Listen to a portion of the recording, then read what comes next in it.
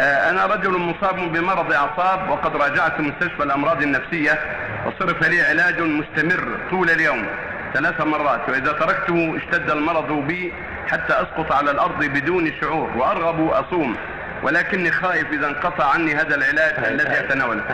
أنا رجل مصاب بمرض أعصاب، وقد راجعت مستشفى الأمراض النفسية وصرف لي علاج مستمر طول اليوم 3 مرات، وإذا تركته اشتد المرض بي حتى أسقط على الأرض بدون شعور، وأريد أن أصوم ولكني خائف إذا انقطع عني هذا العلاج الذي أتناوله في اليوم يعود لي هذا المرض.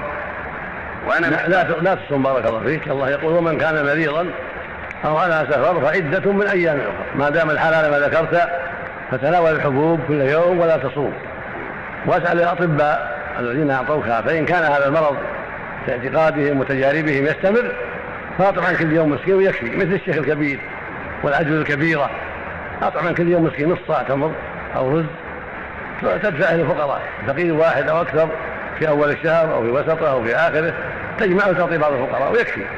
أما إن قال الأطباء أن هذا يرجى زواله إن شاء الله بعد 2 أو 3 فإنك تؤجل، فإذا عافاك الله تقبل.